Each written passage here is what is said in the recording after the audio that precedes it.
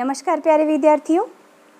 हरियाणा विद्यालय शिक्षा विभाग द्वारा एजुसेट प्रायोजित कार्यक्रम में राजकीय कन्या वरिष्ठ माध्यमिक विद्यालय चौटाला से मैं हिंदी प्रवक्ता बिंदु।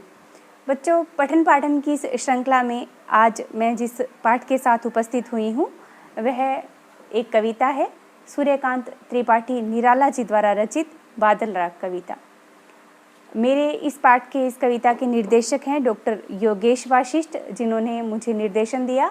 और इस कविता का अध्ययन करने से पहले हम इस कविता के लेखक महान कवि सूर्यकांत त्रिपाठी निराला का जीवन परिचय और पाठ परिचय पर चर्चा करते हैं। बच्चों, सूर्यकांत त्रिपाठी निराला जो है महाप्राण के नाम से भी जाने जाते हैं। छायावाद के प्रमुख 4 आधार स्तंभों में से एक प्रमुख माने जाने वाले सूर्यकांत त्रिपाठी निराला का जन्म पश्चिमी बंगाल की रियासत महिषादल के मेदिनीपुर नामक स्थान पर हुआ था। इनके पिता का नाम था राम सहाय त्रिपाठी, जो कि मूल रूप से उत्तर प्रदेश के गडाकोला नामक स्थान से थे, परंतु आजीविका की तलाश में ये महिषादल आ गए थे। इसलिए निराला जी की प्रारंभिक शिक्षा जो है महिषादल में हुई। औपचारिक रूप से इन्होंने 9वीं कक्षा तक अध्ययन किया था और बंगाल की मूल भाषा जो है बंगला के अलावा इन्होंने घर पर रहते हुए ही हिंदी, अंग्रेजी और संस्कृत का अध्ययन भी स्वयं पाठन से किया। इसके अलावा बात करें कि हिंदी का अध्ययन करने के लिए इन्होंने विशेष रूप से सरस्वती और मर्यादा पत्रिका की जो पुरानी प्रतियां थी उनके माध्यम से इन्होंने हिंदी सीखी थी। 16 वर्ष की आयु में ही इनका विवाह मनोहरा देवी से किया गया था। मनोहरा देवी एक सुसंस्कृत, धर्मपरायण और साहित्य अनुरागिनी महिला थी। उनकी प्रेरणा से, यानी मनोहरा देवी जी की प्रेरणा से ये काव्य लेखन की तरफ प्रवृत्त हुए। हालांकि किशोरावस्था में ही इनका रुझान जो है काव्य लेखन के प्रति था, परंतु उनकी प्रेरणा से इन्होंने काव्य लिखना प्रारंभ किया और उनसे 2 संतानें हुई, रामकृष्ण त्रिपाठी और सरोज। दोनों संतानों के जन्म के बाद ही इनकी पत्नी मनोहरा देवी का निधन हो गया था। इसके बाद इनके पिता, चाचा, भाई, भाभी भी चल बसे थे। तो एक बहुत बड़ा आघात, पीड़ा मन में दबाए हुए इन्होंने काव्य लेखन जो है करना नहीं छोड़ा और निरंतर काव्य लेखन ये करते रहे। मन में इस पीड़ा को दबाए हुए उन्होंने जो लेखन किया है और समाज से ये कहें कि एक सहयोग की जो अपेक्षा रहती है वो इन्हें नहीं मिला, तो उस पीड़ा का भाव जो है स्पष्ट रूप से इनकी कविताओं में, इनके गद्य साहित्य में देखने को, गद्य और पद्य दोनों ही साहित्य में देखने को मिलता है। हिंदी के बहुमुखी प्रतिभा संपन्न साहित्यकार रहे सूर्यकांत त्रिपाठी निराला जी और विविध प्रकार के काव्य का सृजन करते हुए, जीवन संघर्षों से जूझते हुए 1961 ईस्वी में इलाहाबाद में इनका देहांत हो गया था। बच्चों, बात करते हैं इनकी साहित्यिक रचनाओं की, तो बड़ी संख्या में इन्होंने काव्य सृजन किया था। इनकी प्रमुख काव्य कृतियों की और गद्य साहित्य की अगर हम बात करें तो अनामिका, परिमल, गीतिका, नए पत्ते, बेला, कुकुरमुता और तुलसीदास आदि इनकी प्रमुख काव्य कृतियां हैं, यानी इनके काव्य संग्रह हैं। इसके अलावा बात करें इनके उपन्यासों की तो अलका, निरूपमा, अप्सरा, प्रभावती आदि इनके प्रमुख उपन्यास हैं। कहानी संग्रह की अगर बच्चों बात करें तो लिली, चतुरी चमार और सुकुल की बीवी इनके प्रमुख कहानी संग्रह हैं। रेखा चित्र भी लिखे जिसमें बिल्लेसुर, बकरीहा और कुल्ली भाट इनके प्रमुख रेखा चित्र माने जाते हैं। इनके अलावा इन्होंने निबंध संग्रह भी लिखे, जीवनी साहित्य भी इनके द्वारा लिखा गया और इन्होंने रामचरितमानस का भी अनुवाद हिंदी भाषा में किया था। इनके द्वारा जो साहित्य सृजन किया गया था वो निराला रचनावली के नाम से 8 खंडों में संपूर्ण साहित्य जो है इनका प्रकाशित हुआ था। पंक्तियां हैं इनकी: नव गति, नव लय, ताल, छंद नव, नवल कंठ, नव जलद मंद्र रव। नव नभ के नव विहग वृंद को नव पर नव स्वर दे।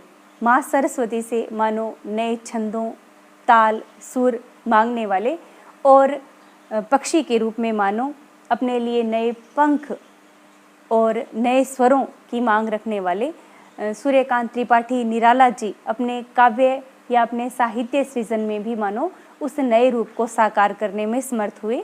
कविता को नया स्वर देने वाले निराला जी जो हैं छायावाद के एक ऐसे कवि हैं जो कि एक तरफ कबीर की परंपरा को आत्मसात करते हुए दिखाई देते हैं, तो दूसरी तरफ आधुनिक काल के यानी समकालीन कवियों के प्रेरणा स्रोत भी ये रहे हैं।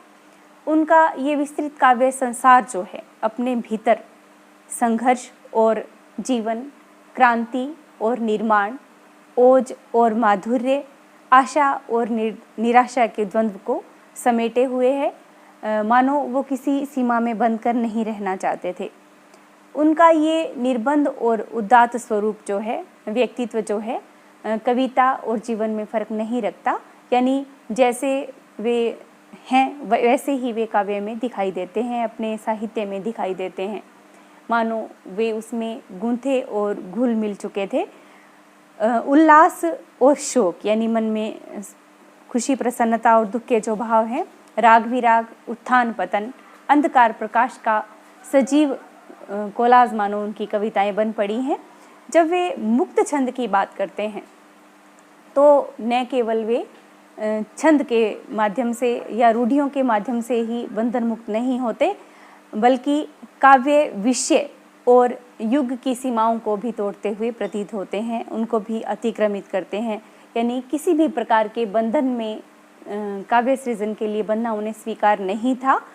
नए प्रकार के प्रयोग जो हैं काव्य के अंदर, साहित्य के अंदर निराला जी द्वारा किए गए। विषयों और भावों की तरह भाषा की दृष्टि से भी निराला जी की अगर बात करें तो उनकी कविता में कई रंग दिखाई देते हैं।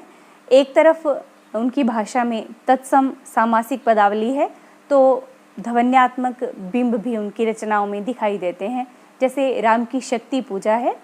और कठिन छंद विधान की अगर बात करें तो उसका प्रतिमान जो है तुलसीदास में दिखाई देता है, जो उनकी एक काव्य रचना है। दूसरी तरफ उन्होंने देशी भाषा के शब्दों का भी भरपूर मात्रा में प्रयोग किया है, जैसे कि कुकुरमुता और रानी और कानी, इसके अलावा महंगू महंगा रहा, धिक जीवन जो पाता ही आया विरोध। इन भावों को प्रकट करने वाले निराला जी उत्कट आत्मशक्ति और अद्भुत जिजीविषा के कवि हैं, जो किसी भी स्थिति में हार नहीं मानते और निराशा के क्षणों में भी शक्ति की मौलिक कल्पना करके शक्ति का साधन वो जुटा लेते हैं। इसलिए इस शक्ति साध्य कवि निराला को वर्षा ऋतु अधिक पसंद है, क्योंकि ये इनके स्वभाव से साम्य भी रखती है। बादल के भीतर सृजन और विध्वंस की क्षमता हुआ करती है। बादल उनका प्रिय विषय रहा, क्योंकि स्वयं उनका व्यक्तित्व जो है बादल से मिलता जुलता है। बादल किसान के लिए उल्लास और निर्माण का प्रतीक होता है, तो मजदूर के संदर्भ में अगर बात करें तो वो क्रांति और बदलाव का प्रतीक भी है। बादल राग कविता इनके द्वारा रचित अनामिका काव्य संग्रह से ली गई है। ये कविता 6 खंडों में है, जिसमें से छठा भाग जो है इस पाठ के माध्यम से हम समझ रहे हैं। लघु मानव के दुख से त्रस्त हुआ कवि जो है बादलों का आह्वान इस कविता में क्रांति दूत के रूप में करता है, क्योंकि विपल वरव से छोटे ही हैं शोभा पाते। किसान मजदूर की आकांक्षाएं जो हैं बादल से जुड़ी हैं, क्योंकि वो बादल को नव निर्माण का प्रतीक मानते हैं, नव निर्माण के रूप में वो उसकी पुकार करते हैं। क्रांति हमेशा ही वंचितों का प्रतिनिधित्व करती रही है, इस अर्थ में भी छोटे को देखा जा सकता है। पंक्ति आई है कि अट्टालिका नहीं है रे, तो इसमें भी वंचितों को की पक्षधरता की अनुकूंज स्पष्ट दिखाई देती है इस पंक्ति में, कि बड़े बड़े भवन जो हैं वो अब भवन नहीं रहे हैं। जब बादल गूंजते हैं तो वो भी भय के केंद्र, भय के स्थान बन जाते हैं। बादलों के अंग अंग में बिजलियां समाई हैं, वज्रपात से उनका शरीर भी आहत हो जाता है, फिर भी वे हिम्मत नहीं हारते। बार बार गिरते हैं, उठते हैं और फिर से घनघोर गर्जन करते हैं। गगनस्पर्शी स्पर्धा धीर ये बादल दरअसल वीरों का मानो एक उन्मत्त या प्रमत्त दल बनकर आते दिखाई देते हैं। चूंकि ये विपल्व के बादल हैं, इसलिए गर्जन तर्जन जो है अमोघ है, यानी बिना रुके ये गर्जन तर्जन करते हुए अपना रूप जो है, क्रांति रूप जो है दिखाते हैं। गर्मी से तपी झुलसी धरती पर क्रांति के संदेश की तरह मानो बादल आए हैं। हर तरफ जब रूखा सूखा हो जाता है, मुरझा जाता है, उस समय में अकाल की चिंता से जब किसान और कृषक यानी मजदूर वर्ग भी जब बेहाल हो जाता है, परेशान हो जाता है, उनके शरीर जो हैं, मुख जो हैं सूखे हुए हैं, मुरझाए हुए हैं, तो उस स्थिति में जब पूरी स्थिति मानो बिगड़ चुकी है, पृथ्वी मुरझा चुकी है, मानो जली हुई अवस्था में आ चुकी है, तो ऐसे में बादल का प्रकट होना प्रकृति में और जगत में मानो एक परिवर्तन को घटित करता है, यानी एक नया रूप जो है प्रकृति का उस समय हमें देखने को मिलता है। किस प्रकार किसान, बच्चे और पूरी पृथ्वी मानो बादलों का स्वागत करती हुई दिखाई देती है। धरती के भीतर जो सोए हुए अंकुर हैं वो भी मानो उठते हुए, हिलते हुए, खिलते हुए पुकारते हैं और अपने हाथों से मानो बादलों को बुलाते हैं कि वे आएं और धरती को सस्य श्यामल कर दें, हरा भरा कर दें। कविता का प्रारंभ जो है समीर सागर से संबोधन से कवि ने किया है। बादलों को समीर सागर पर तैरता हुआ बताया गया है। ये जो बिंब है, एक विराट बिंब जो है, निराला की कविता जहाँ से शुरू हुई है, ये इकलौता बिंब ही इतना विराट और व्यंजक है कि निराला का पूरा काव्य व्यक्तित्व मानो इसमें उमड़ता घुमड़ता दिखाई देता है। ये बादल राग एक और जीवन निर्माण के एक नए राग का सूचक बनकर आई है, तो दूसरी ओर उस भैरव संगीत का भी, जो कि नव निर्माण का कारण बनता है, एक विनाश ला करके, एक क्रांति ला करके परिवर्तन लाने का जो सूचक है। तो कविता प्रारंभ करते हैं बच्चों। बादल राग।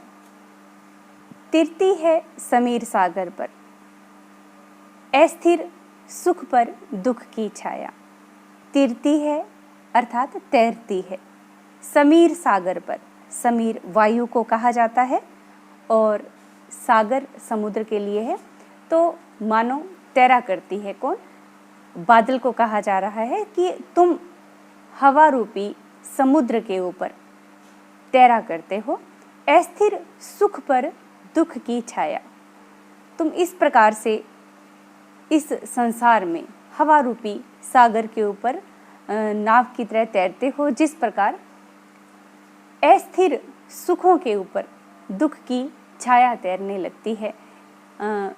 सुख जो हैं अस्थिर हैं, क्षणिक हैं, स्थायी नहीं हैं, और दुख जो है छाया रूप में हमेशा ऊपर मंडराते रहते हैं। सुख के बाद दुख अवश्य रूप से आएंगे, ऐसी आशा या ऐसे भाव जो हैं लोगों के मन में भरे हैं कि ये सुख जो हैं स्थायी नहीं है, इनके बाद दुख अवश्य आएंगे। तो तुम्हारी जो नौका है, तुम्हारी जो नाव है, वो तैरा करती है, मानो तुम इस संसार रूपी समुद्र में, हवा रूपी समुद्र में के ऊपर तैरते हुए रहते हो, जिस प्रकार एक नौका तैरा करती है। जग के दग्ध हृदय पर निर्दय विपल्व की पलावित माया। जग यानी संसार के, दग्ध हृदय पर, दग्ध यानी तपित, तपे हुए, जले हुए, पीड़ित हृदय के ऊपर, दिल के ऊपर तुम निर्दय यानी क्रूर, क्रूर या बेदर्द, बेरहमी से विपल्व की पलावित माया के रूप में तैरा करते हो। विपल्व अर्थात क्रांति लाने वाली, पलावित कहा जाता है डुबो देने वाली, बाढ़ जिसे हम कहते हैं। तो बाढ़ के रूप में जब तुम आते हो तो यूँ लगता है उच्च वर्ग या शोषक वर्ग को ये लगता है कि उनके सुख जो हैं अब अस्थिर हैं, कभी भी वो समाप्त हो सकते हैं, और तुम उन्हें एक अपना क्रूर भयंकर रूप दिखाते हुए सैलाब की तरह तुम उन्हें डुबो देने वाले के रूप में सामने आते हो, और शोषक वर्ग जो है तुम्हें देख करके मानो घबराने लगता है।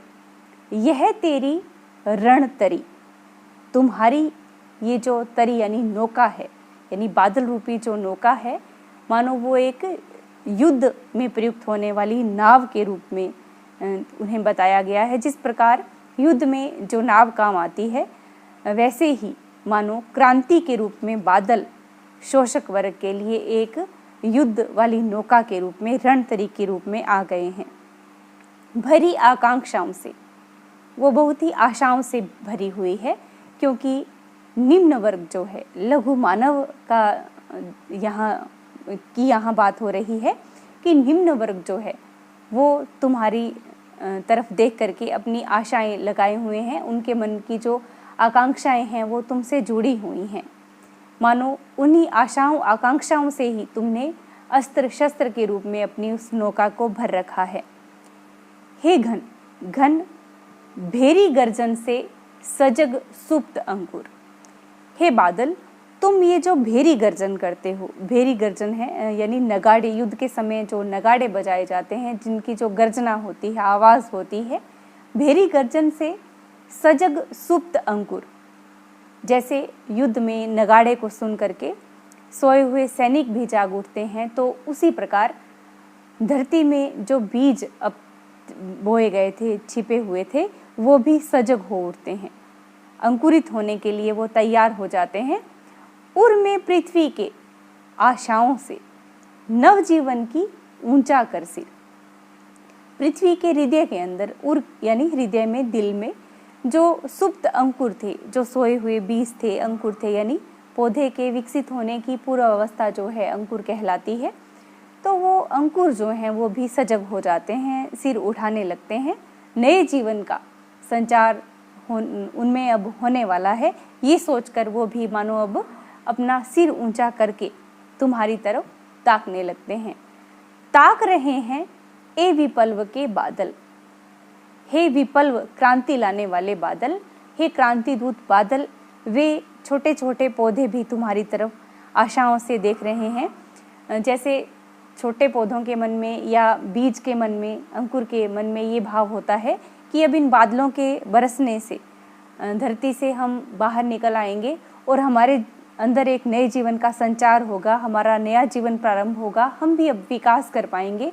जिस प्रकार ये भाव नव अंकुर के मन में आते हैं, उसी प्रकार के भाव जो हैं लघु मानव के मन में भी आते हैं। यहाँ प्रतीक रूप में जो अंकुर शब्द आया है वो लघु मानव के लिए, निम्न वर्ग के लिए आया है।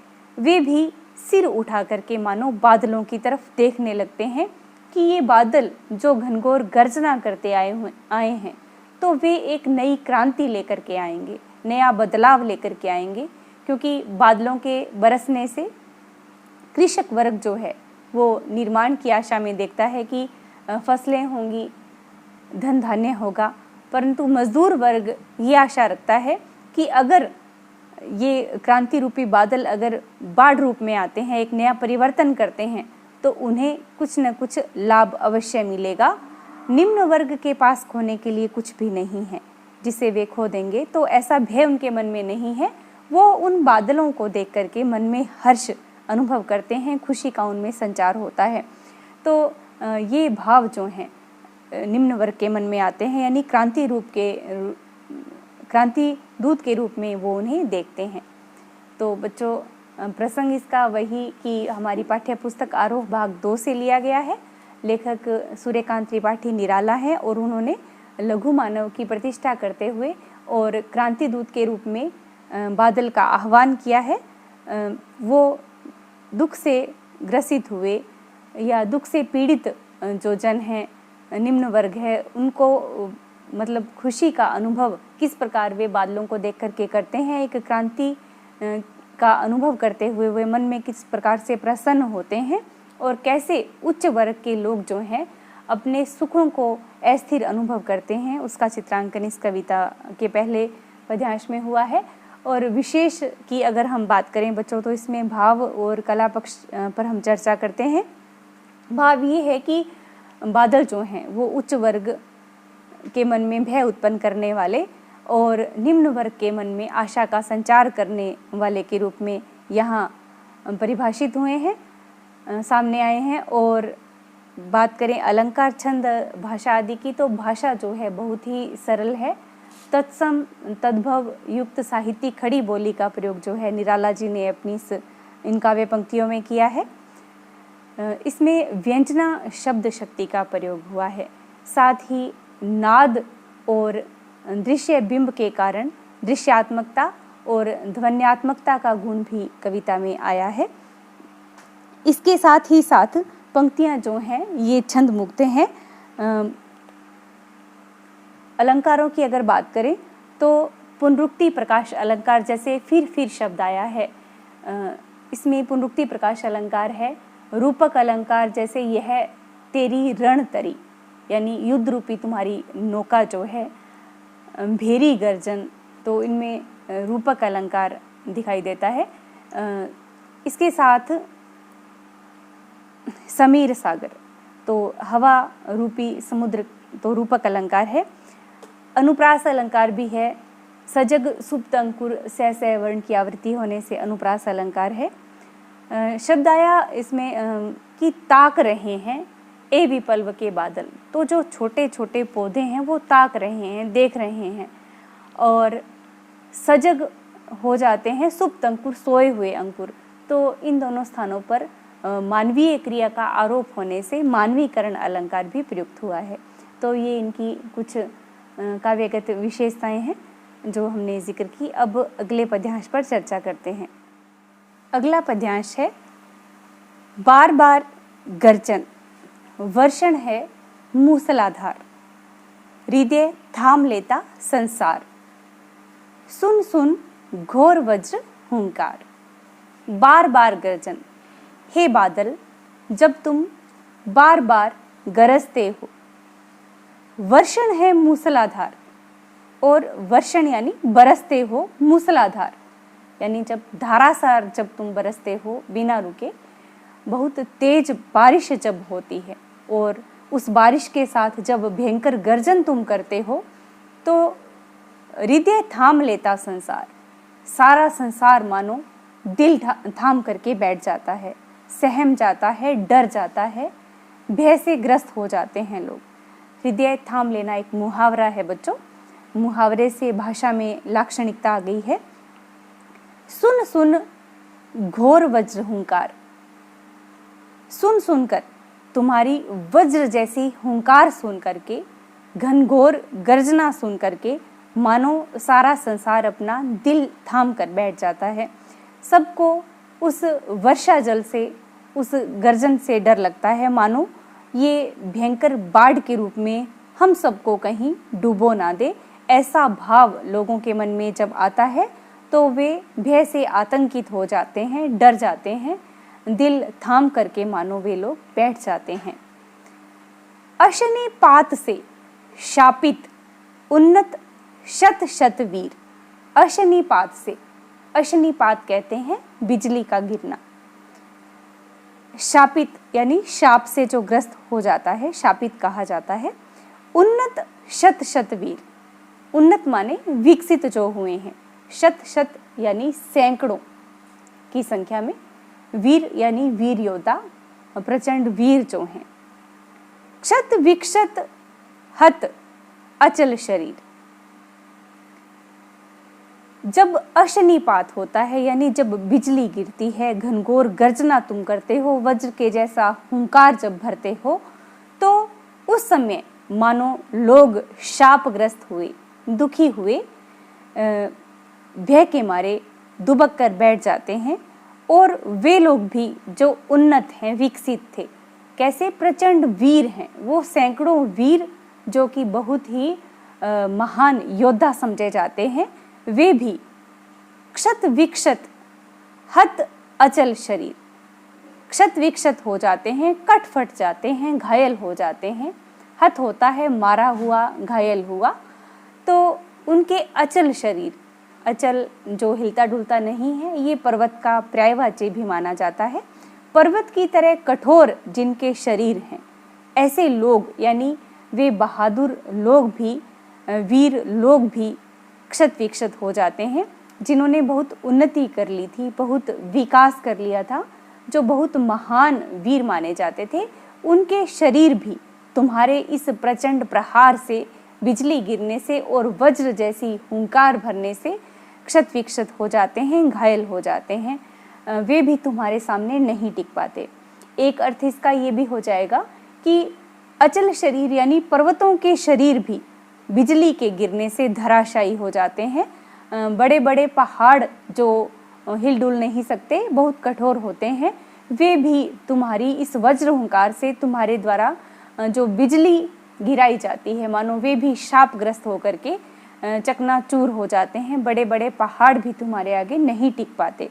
तो ऐसा विनाश, विध्वंस करने की क्षमता हे बादल तुम्हारे भीतर छुपी है। गगन स्पर्शी स्पर्धा धीर यानी आकाश को स्पर्श करने वाले, उनसे टक्कर लेने वाले होड़, स्पर्धा कहते हैं, होड़ लेना, टक्कर लेना, प्रतिस्पर्धा करना। तो तुम्हारी स्पर्धा करने वाले धैर्यवान जो पर्वत हैं, वे भी क्या है, क्षत विक्षत हो जाते हैं, उनके शरीर भी घायल हो जाते हैं, टूट फूट जाते हैं, चकनाचूर हो जाते हैं। तो तुम ऐसे कठोर शरीर वाले पर्वतों को जब धराशायी कर देते हो, तो तुम्हारे आगे वो उन्नत लोग जिनका असीम विकास हुआ है, वो क्या ठहर पाते हैं, यानी ऐसे लोगों को भी तुम चकनाचूर कर सकते हो। तो विध्वंस के रूप में हे बादल तुम बार बार गर्जना करो, ऐसा लघु मानव या निम्न वर्ग जो है आह्वान करता है। उस पौधे के रूप में, उन छोटे छोटे पौधों के रूप में, मानो उन सुप्त अंकुरों के रूप में वो आह्वान करता है उन बादलों का कि तुम आओ, घनघोर गर्जना करो और जो प्रचंड शक्तिशाली है उनको भी, उनका घमंड भी तुम चकनाचूर कर दो। हंसते हैं छोटे पौधे लघुबार, शस्य अपार, हिल हिल खिल खिल हाथ हिलाते, तुझे बुलाते, विपल्व रव से छोटे ही हैं शोभा पाते। हंसते हैं छोटे पौधे लघुभार, छोटे छोटे पौधे जिनमें कोई भार नहीं होता, वो पौधे तुम्हें देखकर बड़े प्रसन्न होते हैं, यानी लघु मानव जो है, निम्न वर्ग जो है, तुम्हें देखकर बहुत प्रसन्न होता है। शस्य अपार, क्योंकि वो पौधे जो हैं तुम्हारे बरसने से, गर्जन से अपार उनमें हरियाली अब आ जाने वाली है, वो विकसित हो जाने वाले हैं।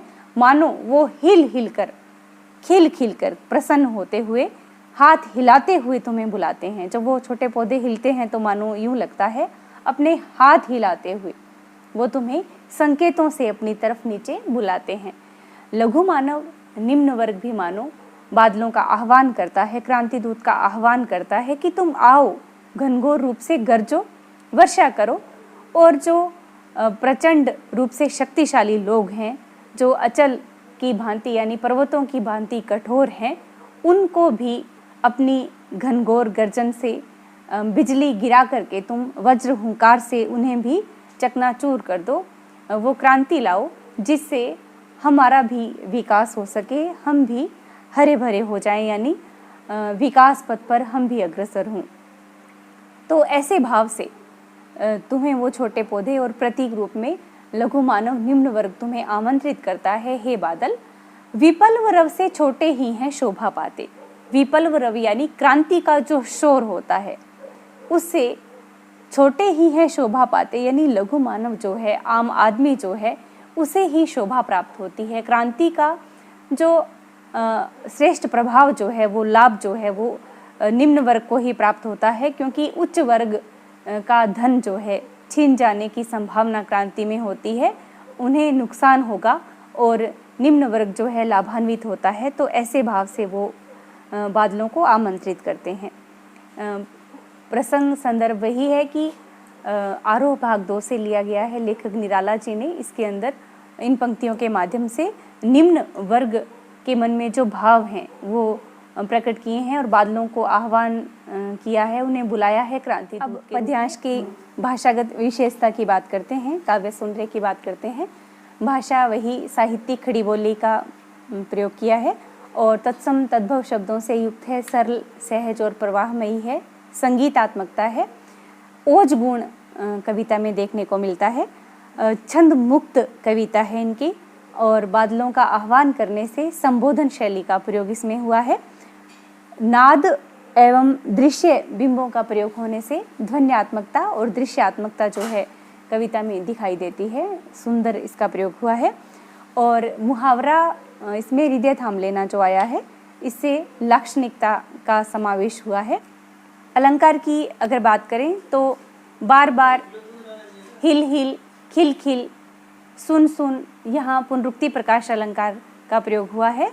विपल्व रव रूपक अलंकार है। इसके साथ ही हंसते हैं छोटे पौधे लघु भार और हाथ हिलाते तुझे बुलाते, तो यहाँ मानवीकरण अलंकार का प्रयोग हुआ है। छोटे पौधे के रूप में मानो वे बादलों को अपनी तरफ आकर्षित करते हैं, उन्हें बुलाते हैं। तो अनुप्रास, रूपक, पुनरुक्ति प्रकाश और मानवीकरण अलंकार की छटा जो है दर्शनीय है। तीसरा पद्यांश प्रारंभ करते हैं। अटालिका नहीं है रे आतंक भवन। अब जो अटालिकाएं दिखाई देती थी, ऊंचे भवन जो दिखाई देते थे, जो कि धनाढ्य वर्ग के निवास स्थान थे, वे अब अटालिकाएं नहीं रही हैं। वे अब आतंक भवन बन चुकी हैं, आतंक का केंद्र बन चुकी हैं, आतंक का स्थान बन चुकी हैं, क्योंकि उनमें जो लोग निवास करते हैं, उच्च वर्ग के लोग हैं, वे सब भयभीत हैं। सदा पंख पर ही होता जल विपल्व प्लावन, क्योंकि हमेशा ही सदा पंख यानी कीचड़ पर ही, जल विपल्व प्लावन यानी जल के द्वारा जो क्रांति लाई जाती है, बाढ़, प्लावन यानी बाढ़ के रूप में जो डुबो देता है सबको, तो जल रूपी क्रांति को हमेशा कीचड़ ही भोगता है, यानी कीचड़ पर ही बाढ़ का प्रभाव या असर जो है होता है, क्योंकि बाढ़ कीचड़ को अपने साथ बहाकर ले जाती है। उसी प्रकार समाज में जो उच्च वर्ग है, शोषण का जो प्रतीक है, तो उस कीचड़ रूपी उच्च वर्ग के शोषण को बहा ले जाने में क्रांति दूत का जो जल है वह सक्षम है, समर्थ है। इस वजह से अब जो अटालिकाएं हैं वे भय का, आतंक का निवास यानी स्थान हो चुकी हैं। क्षुद्र प्रफुल्ल जलज से सदा छलकता नीर, और जो कीचड़ में खिलने वाला, क्षुद्र माने छोटा सा, तुच्छ सा, प्रफुल्लित, खुश रहने वाला, प्रसन्नचित रहने वाला जो जलज है, उससे हमेशा ही नीर छलका करता है। मानो कमल से ही नीर, जल बूंदें छलका करती हैं। कहने का अभिप्राय है कि निम्न वर्ग के लोग जो कमल का प्रतीक माने गए हैं, कीचड़ से उठने वाले, कीचड़ में पैदा होने वाले, विकसित होने वाले, जिन्हें माना गया है प्रतीक रूप में, तो वे हमेशा ही, उनकी आंखों से मानो नीर छलकता है, जल छलकता है, क्योंकि हमेशा ही वे पीड़ित रहे हैं, उस दुख को उन्होंने भोगा है। पर उसकी ये विशेषता है कि रोग शोक में भी हंसता है शैशव का सुकुमार शरीर। निम्न वर्ग जो कि यहाँ जलज कमल का प्रतीक माना गया है, भले ही उसकी आंखों से नीर छलकता हो, वो पीड़ित है, परंतु फिर भी रोग और शोक में भी वो हंसता है। दुख और कठिन स्थितियों में, परिस्थितियों में, विकट समय में भी वह मुस्कुराता रहता है। किस प्रकार?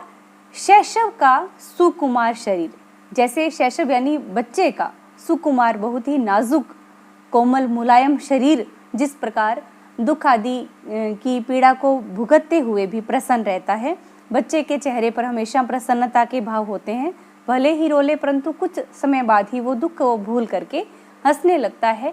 उसी प्रकार निम्न वर्ग भी भले ही पीड़ित है, दुखी है, आंखों से नीर भी छलकता है, परंतु उस पीड़ा के बावजूद उसमें उन परिस्थितियों को सहने की क्षमता है और वो हंसता हुआ चेहरा लेकर सबके सामने प्रस्तुत रहता है। रुद्ध कोश है, क्षुब्ध तोष है। रुद्ध कोश यानी जो धनी वर्ग है, उनके कोश जो खजाने हैं रुद्ध हो चुके हैं। इतना धन धान्य या ये कहें इतनी संपत्ति उन्होंने इकट्ठी की है कि उनके खजाने जो हैं वो भरे हुए हैं। क्षुब्ध तोष, परंतु उनका तोष यानी संतोष जो है वो अभी भी क्षुब्ध है, क्रुद्ध है, भूखा है, अभी भी उनकी धन लालसा जो है समाप्त नहीं हुई है। इतना खजाना, इतना धन इकट्ठा होने के बावजूद भी धनी वर्ग जो है कभी संतुष्ट नहीं होता। अंगना अंग से लिपटे भी आतंक अंक पर कांप रहे हैं। इतना धन धान्य है परंतु फिर भी उनका मन संतुष्ट नहीं है और इन बादलों की घनघोर गर्जना को सुन करके अंगना अंग से लिपटे भी वो अपनी पत्नियों या घर में जो औरतें हैं, सुंदर स्त्रियां जो हैं, उनके अंग से लिपटे हुए यानी सभी प्रकार के सुखों को भोगते हुए भी आतंक अंक पर कांप रहे हैं। घर में सभी सुविधाओं और सुखों को भोगते हुए भी वो आतंक से, डर से घबराए हैं और भय की गोद में, अंक यानी गोद में, उसके हृदय में मानो आकर के वो कांप रहे हैं, यानी भय से वो ग्रस्त हैं, भय की गोद में पड़े हुए वो कांप रहे हैं। भले ही सभी प्रकार के सुख उनके पास हैं परंतु क्रांति दूत बादल से घबरा करके, क्रांति के डर से वे लोग डरे हुए हैं और कांप रहे हैं, अपने घरों में सब सुविधाओं को भोगते हुए भी। धनी वज्र गर्जन से बादल, यानी धनी वर्ग जो है तुम्हारी वज्र जैसी गर्जना से हे बादल कांपते हुए प्रतीत होते हैं, डरे हुए प्रतीत होते हैं, वे भय से ग्रस्त हो चुके हैं। त्रस्त नयन मुख ढांप रहे हैं, उनके जो नयन हैं त्रस्त हैं, भय से यानी भय से आतंकित हैं वे, उनकी आंखों में जो डर है वो साफ दिखाई देता है और उस डर को छुपाने के लिए मुख ढांप रहे हैं, अपने हाथों से वो अपने मुख को ढक रहे हैं, यानी अपने उस भय को वो छुपा लेना चाहते हैं। अपने भय को छुपाने के लिए अपने हाथों से अपना मुख वो ढक लेना चाहते हैं। जीर्ण बाहु है शीर्ण शरीर, तुझे बुलाता कृष्क अधीर। हे बादल, जीर्ण बाहु वाला यानी जीर्ण, कमजोर, जर्जर हुई भुजाएं किसान की हैं। कृषक वर्ग, मजदूर वर्ग जो है बहुत ही परेशानी में है, कमजोर हो चुका है। शीर्ण शरीर, उसका शरीर जो है, काया जो है बहुत कमजोर है, परेशान है, दुख से वो ग्रस्त है। तुझे बुलाता कृष्क अधीर, और ऐसी स्थिति में अधीर होकर के, बेचैन होकर के, जर्जर भुजाओं वाला, जीर्ण भुजाओं वाला अधीर कृषक जो है, कमजोर शरीर वाला कृषक जो है तुम्हें बुलाता है कि हे बादल आओ। हे विप्लव के वीर, कि ए विप्लव लाने वाले, क्रांति लाने वाले हे वीर, तुम आओ और क्रांति का संदेश जो है समाज में लाओ, व्यवस्था में तुम परिवर्तन करने में सक्षम हो। चूस लिया है उसका सार, उच्च वर्ग ने, धनी वर्ग ने उस कमजोर वर्ग का, कृषक का, मजदूर का शरीर मानो चूस लिया है, उसका सार यानी उसके प्राण तत्व भी मानो, प्राण भी मानो उसके चूस लिए हैं। हाड़ मात्र ही है आधार, और उसका शरीर मानो हाड़ मात्र ही रह गया है, हड्डियों का ढांचा मात्र ही रह गया है, जैसे उसके शरीर से खून और मांस आदि को चूस लिया हो, शोषित कर लिया गया हो। इस प्रकार से किसान का शरीर जो है जीर्ण शीर्ण हो चुका है, हड्डियों का ढांचा मात्र रहा है। ए जीवन के पारावार, जीवन में खुशहाली लाने वाले, हे पारावार समुद्र को कहा जाता है, तो जीवन में अमृत रस का संचार करने वाले हे बादल, तुम आओ और जीवन में नव क्रांति का उन्मेष करो, नई क्रांति लेकर के आओ, इस व्यवस्था में परिवर्तन कर डालो। इस कामना से बादल जो है पुकार करता, बादल से निम्न वर्ग पुकार करता है और बादलों को बुलाता है, आह्वान करता है। अब बात करते हैं भाषागत विशेषताओं की। तो पूर्व की भांति ही साहित्यिक खड़ी बोली हिंदी का प्रयोग किया है, जिसमें सरल और सहज शब्दों का प्रयोग किया गया है। कविता छंद मुक्त है, ओज गुण से भरपूर है। साथ ही संबोधन शैली का प्रयोग हुआ है, जिसमें ए विप्लव के वीर, ए जीवन के पारावार के माध्यम से संबोधित किया है बादल को। तत्सम तद्भव शब्द आए हैं। दृश्य व नाद बिंबों का प्रयोग होने से दृश्यात्मकता व ध्वन्यात्मकता सुंदर ढंग से समावेशित हुई है। और बात करें हम अलंकारों की, तो इसमें अंगना, अंग, ए की आवृत्ति होने से अनुप्रास अलंकार है। ए विप्लव के वीर, वे की आवृत्ति से अनुप्रास अलंकार है। ऐसे ही आतंक अंक यहाँ रूपक अलंकार है। ए विप्लव के वीर, यहाँ भी रूपक अलंकार का प्रयोग हुआ है। और ए जीवन के पारावार, रूपक अलंकार का सुंदर प्रयोग हुआ है। पद मैत्री भी देखने को मिलती है, जैसे रोग शोक जो शब्दाएं हैं। इसके अलावा जीर्ण बाहु है, शीर्ण शरीर, तो यहाँ भी पद मैत्री का सुंदर प्रयोग हुआ है। तो ये भाषागत कुछ सामान्य विशेषताएं थी जिन पर तो बच्चों अब हम चर्चा करते हैं पाठ्य पुस्तक में आए इस कविता से संबंधित महत्वपूर्ण प्रश्नों पर। पहला प्रश्न है, अस्थिर सुख पर दुख की छाया।